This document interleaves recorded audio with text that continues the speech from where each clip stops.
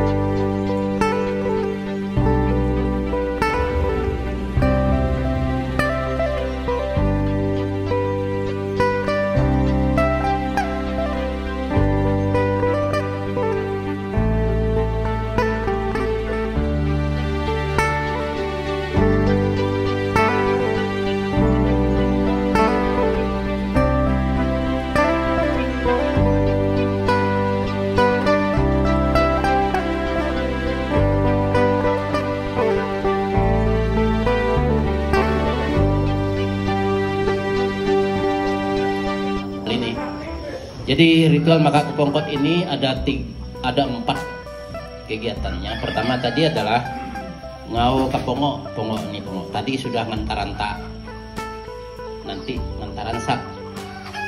Nah, ini ngantaranta ngau kapongo. Setelah itu padi yang kita ngau tadi kita masukkan ke baluh. Nah tadi ngau ke baluh, padi pakai babi di situ, pakai babi. Maka ada pembandenya. Ngantarantaknya tadi sudah. Nah tadi adalah ngantarantak di Keterak Nahas. Ini adalah pongok padi benuan namanya, pongok padi semua. Nah, ini mewakili. Terus baluh padi yang berisi padi itu baluh padi Banuan juga, seluruh mewakili seluruh masyarakat. Terus Keterak Nahas itu pun tempat nyimpan beras Banuan juga, bukan milik perorangan, bukan milik saya yang selaku mimpin di sini, tapi milik semua. Jadi dalam acara-acara apapun kita bisa ngambil beras di situ. Itu besar, tempayan besar itu penuh, tempayan besar 2 itu penuh, dengan yang kecil itu penuh isinya. Jadi pada saat acara-acara kita bisa ngambil beras itu untuk masak. Nah, ini kondisi kami rumah Ramin Banuan ini ya. Ramin itu dalam bahasa Indonesia adalah rumah, Banuan itu adalah masyarakat secara keseluruhan wilayah. Jadi rumah wilayah masyarakat adat Dayak Banyadu, maka disebut dengan Ramin Banuan. Dan Ramin Banuan ini kita rancang dulu sejak tahun 2011. Mangkrak dulu dibuat buat pondasi saja dengan tiang. Duit tak cukup, mangkrak berapa tahun waktu itu? Ada 2-3 tahun. Nah, kita ngerayu juga zaman Pak gitu. Rayu dia tolong apa? Bantu kami, akhirnya dibuat juga sedikit. Sampai ke atap kalau nggak salah, sampai ke atap. jamak pokoknya yang ini dulu. Tahun berapa lalu datanglah penyelamat kita Pak Darwis, bupatinya Pak Wil. Ya kita polis-polis lah, kita isi-isi biar kita bisa pakai. Oke siap Pak, kita. Nah sekarang sudah 3 kali kita pakai. Jadi mewakili masyarakat Dayak Penyandu wilayah dan Bengkayang mengucapkan terima kasih pada Pak Bupati Sebastianus Darwis yang betul-betul merasa peduli ya, merasa peduli. Sebenarnya kami tidak mampu juga mengharapkan saya seorang PNS gaji saya berapalah, mun gadai di bank pun paling dapat 100 juta untuk mendirikan benda ini juga saya tidak mampu karena saya seorang PNS. Kecuali saya DPR pusat, memang saya bom uang saya di sini 1 M. Kalau saya DPR pusat 1 M saya simpan sini, betul. Tapi kan pusat tidak mungkin Pak Darwis calon juga nanti, saya tidak mungkin calon Pak. Saya tukang meramaikan jalan karena saya sudah pensiun tahun 2027. Nah, saya ucapkan terima kasih ada beberapa teman-teman mendukung kegiatan ini, terutama DPR yang 2 yang juga luar biasa mendukung kegiatan Maka Pongkot tahun ini. Kita swadaya semuanya, kita cari sendiri. Jadi kita harap maklum karena kondisi negara kita sedang berhemat ya, bukan tidak baik-baik saja, bukan, tapi sedang berhemat. Pak Prabowo itu ingin membangun Indonesia ini lebih baik. Hal-hal yang kemarin yang kurang beliau perbaiki semua supaya kita tahun-tahun ke depan sudah paham, oh begini hal-hal yang tidak penting tidak perlu, jadi gitu. Nah jadi sedang berhemat untuk memperbaiki berbagai hal, jadi kita harap maklum. Jadi dan Maka Pongkot sejak zaman dulu ya, dulu pernah tahun 1950-an zaman kakeknya Timotius Jono, karena kebetulan abang sepupu saya ada mengadakan Maka Pongkot kampung zaman dulu, berjalan beberapa tahun, tapi secara kampung saja, secara kampung, belum dibuat secara meluas. Nah namun setelah peninggal beliau tidak lagi diteruskan. Nah datanglah saya, kebetulan saya sangat care dengan adat ini. Ayo saya ajak teman-teman baik anggota DPR maupun masyarakat semua, yuk kita buat ini. Maka inilah acaranya. Acara Maka Pongkot ini memang benar-benar ada sejak zaman dahulu. Nah sekarang kita merevitalisasi untuk yang ketiga kalinya hari, merevitalisasi sesuatu yang dulu pernah ada, kita buat menjadi timbul kembali. Barang itu sejak zaman dulu memang ada Maka Pongkot. Nah, Maka Pongkot ini adalah kegiatan memelihara atau ngaguh ngarepo, kalau bahasa kami orang Banyak itu ngaguh ngarepo, menyambut padi hasil panen tahun ini. Ngaguh ngarepo itu artinya menyambutnya dengan riang gembira dan menyimpannya padi itu di baluh.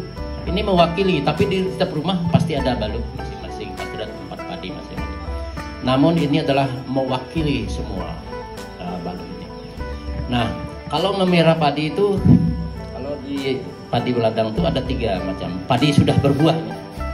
Nah, saya tidak cerita padi mulai dari nanam atau nebas segala macam sampaikan. Ini padi berbuah ada 3 kalau di kami. Yang pertama itu mawi namanya, mawi. Jadi ngambil buah padi pertama di ladang itu, mau ngambil buah padi saja kita ada tata caranya. Tidak sembarang-barang langsung hantam, apalagi main perontok atau main apa. Enggak. Memang betul-betul diambil. Diambil 2 tangkai padi pelawak dengan padi poeknya. Ada baremah yang ngahat atau ngao juga pada saat acara itu ngambil padi itu. Nah padi yang 2 tangkai tadi direbus di dalam bambu kenanuk kasolek. Nah, pakai ayam 1 juga, pakai kelangkak yang seperti pabayo itu di tengah rumah. Nah itu ada ritualnya, itu adalah matik, beri kebagian kepada jubata mengampu padi yang dibilang bintang sangkaro kalau dalam bahasa kami. memberi kebagian. Jadi kami tidak boleh ngambil sembarang-sembarang dan tidak boleh semena-mena mengambil padi.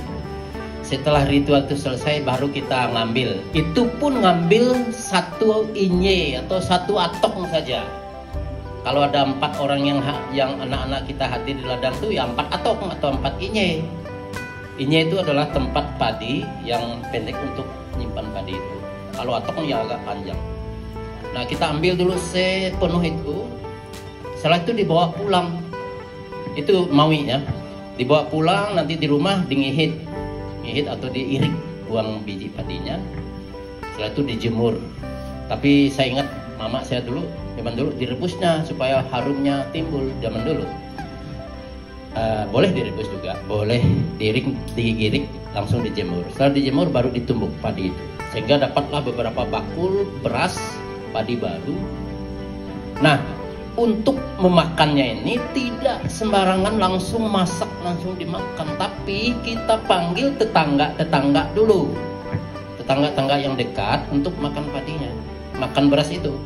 Dan makannya pun tidak sembarang, pada subuh, tidak ya siang hari atau sore hari, tapi subuh.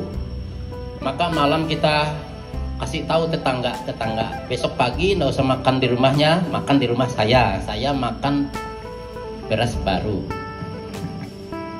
Nah nanti datanglah pagi subuh makan di rumah kita. Sayurnya apa? Bukan pakai paku, pakai pakis, pakai rebung, tetapi pakai ikan bilis yang didapat dari sungai. Seperti ikan jolo, ikan babalo, ikan seluang, dimasak di bulu. Boleh makannya pakai pakasam babi, pakai pakasam ikan. Tidak pakai daun miding atau pakis segala macam. Itu dulu makan. Ngajak saudara-saudara dekat makan. Ini keunikannya kita. Nah, ini masih bagian dari mawi tadi ya, bagian dari mawi matik untuk kampung itu. Setelah matik, barulah ngambil padi yang agak banyak di ladang. Diambil padi, boleh berkarung-karung. Namun tidak menghabisi padi yang ada di ladang. Ambil berkarung-karung, nanti dijemur, diirik dijemur, lalu dijadikan beras. Bekarung juga berasnya, baru kita mengadakan tahun baru padi, mengajak orang sekampung, bahkan kampung-kampung tetangga datang untuk mencicipi beras itu tadi. Sekampung, dari kampung mana-mana berdatangan. Kemarin tanggal berapa kemarin Pak Jono kita? Tanggal 5 ya? Tanggal 25 kemarin. Wih luar biasa kita datang. Cuman tahun ini kemarin saya tidak berada di tempat, jadi saya tidak tahun baru. Saya mempersiapkan diri saya untuk yang ini. Jadi dari kampung manapun kita itulah mencicipi beras baru di kampung Sedibak, disebut tahun baru. Nah perlu kita ingat di situ tahun baru tidak tetap tanggalnya, memang tidak boleh tetap. Karena mengingat kondisi ada yang padinya belum masak, maka kita sepakati pada tanggal 25. Nah itu tahun baru. Nah setelah tahun baru, baru padi yang di ladang boleh diselesaikan, ambil buahnya, diambil semua sampai tidak bersisa lagi. Baru kita urus berasnya, padinya, jemur, mau berapa 70 karung kah atau berapakah, diurus padinya, dijemur sampai kering. Setelah kering, dijemur, baru disimpan di baluh padi. Nah seperti ini, maka kepongkot kita menaikkan padi kita di baluh padi dengan acara maka kapongkot. Inilah tahap yang ketiga. Tahap yang ketiga dari mengurus buah padi di ladang. Bukan di sawah nih ya, khusus padi di ladang. Karena di sawah padi sekarang tidak. Zaman dulu sih, zaman bapak saya masih ada kelangkang juga, ada pebayo juga di setengah sawah. Tapi sekarang padi sawah nih kayaknya ada 4 kali setahun dan tidak lagi diremahkan. Nah tapi yang diremahkan memang padi ladang yang ada padi pelawaknya. Nah padi itu masuk ke baluh pada hari ini tadi yang kita lakukan hari ini. Inilah dia acara Maka Kapongkot.